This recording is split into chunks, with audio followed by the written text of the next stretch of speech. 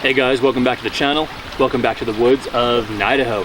Jeremy S. from T-Tag here, thetruthboutguns.com. And today I have a really awesome 22 long rifle that I've been looking to get my hands on for a long time, and I finally have. This is from PWS, Primary Weapon Systems. It is their T3 Summit Complete Rifle. And I say complete rifle because you can get just component parts to build out your own version of it, but we'll get into that later when we head home for the quick tabletop.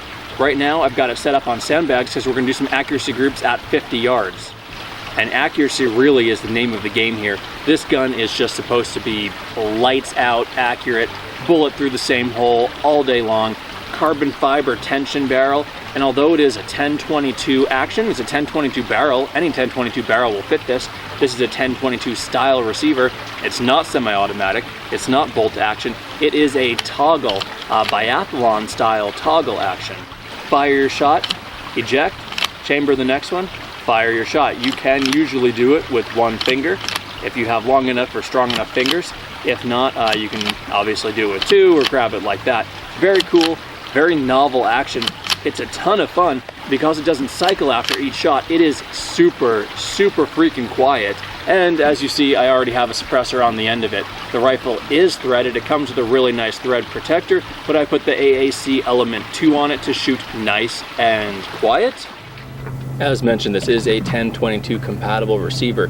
You can buy only the receiver. You can buy the receiver with the barrel attached. You can buy the receiver and barrel and trigger group, but no stock. Or you can buy the complete rifle or any of those one components separately and build your own gun. Obviously, the toggle action is what makes this unique, what makes it biathlon style. Other nice features are this integrated Picatinny rail on the top so you can mount an optic of your choice. And it actually has a 20 MOA cantonet to help you shoot long distances with a small, slightly slow round. Obviously, another cool feature is the carbon fiber tension barrel. Now what this means is not that the barrel itself is carbon fiber, although it looks like it, feels like it weighs almost nothing. There's actually a metal barrel, of course, a steel barrel on the inside of this carbon fiber sleeve. The sleeve is put over the top of it, and if we take the thread protector off, we'll find this metal nut that's on the end of the barrel. It is actually threaded and has holes to use a tool on there.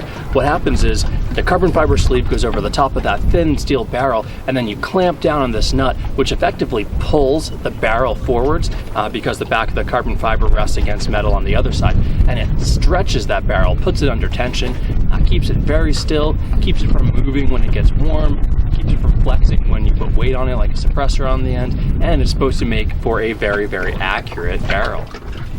The T3 magazine release is great. It's ambi, you can push it with your index finger on either side, and the magazine's drop free. This is your factory 10 round 10-22 mag, but it'll fit the BX25, the 25 round mags as well. The stock is very comfortable. There's a nice big palm swell on here. There's also a rest for your thumb on the top. When you're gripping it, your thumb goes right on there and it really feels great. The rest for your cheek creates an excellent cheek weld, and as you can tell, this stock is for a right-handed shooter exclusively.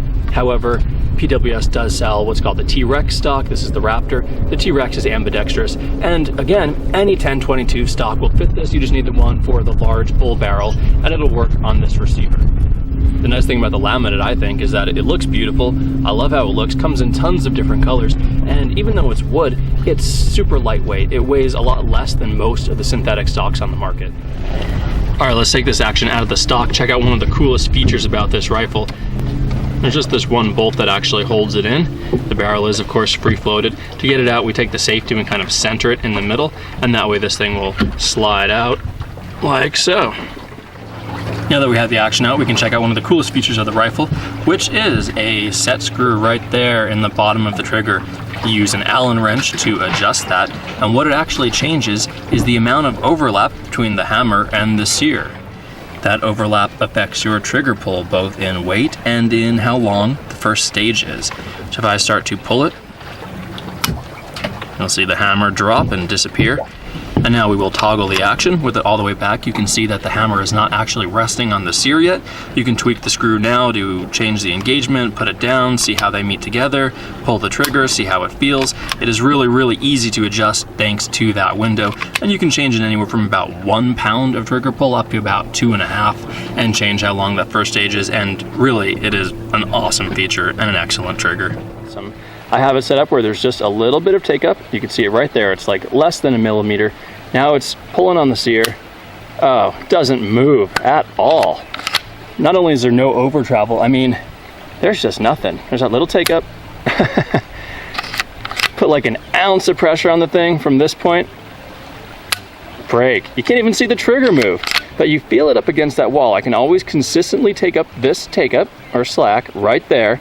It's kind of like a first stage, and now I'm pulling on the trigger with a couple pounds of pressure. When it's ready to break, it's just a little more pressure. Boom, click. Ridiculous.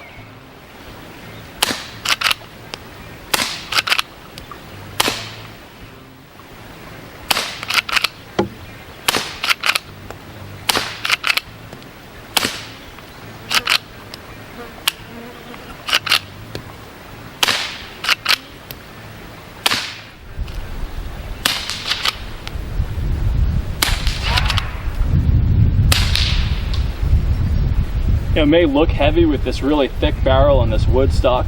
The laminate's pretty light, and obviously there's a lot of wood missing, and the barrel is actually thin. The steel that's inside of it and this carbon fiber overlay is most of the diameter that you see.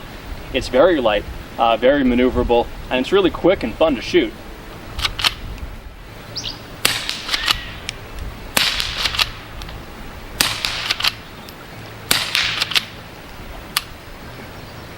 Nice.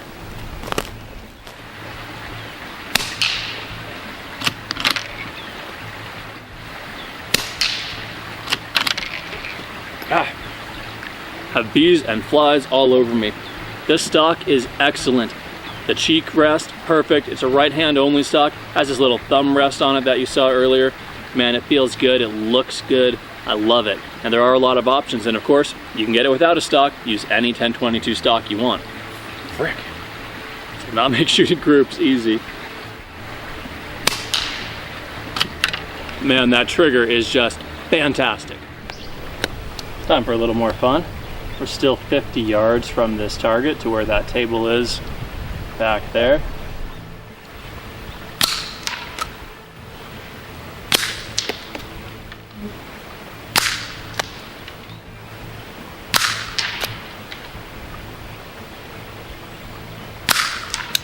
Oh, yeah.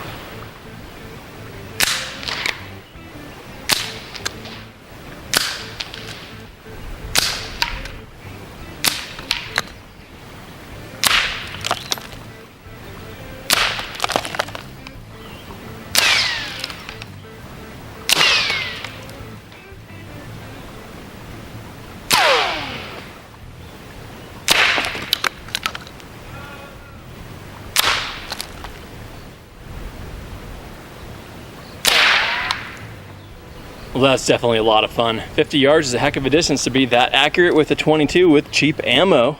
Freaking awesome.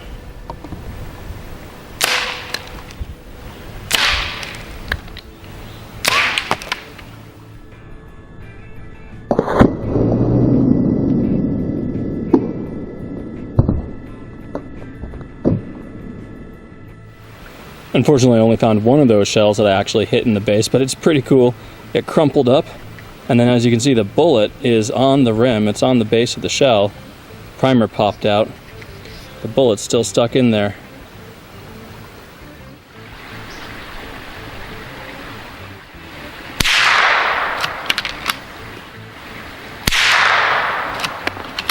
Realize I did a whole video about it, so I'm sort of beating a dead horse here, but that sonic boom, that crack of the bullet breaking the sound barrier, it is loud.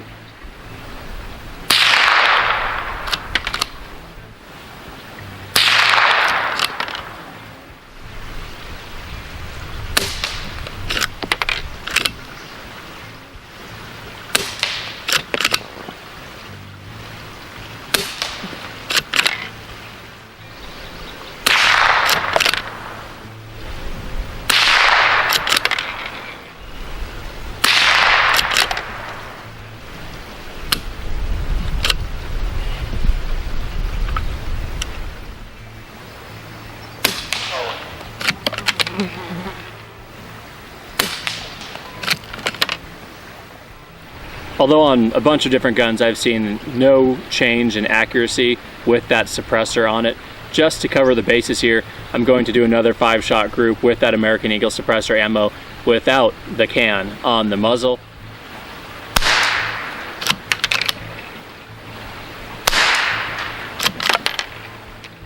I took off that cheap scope, replaced it with something nicer, and headed to a range with targets set up at 50 meters, which is just shy of 55 yards.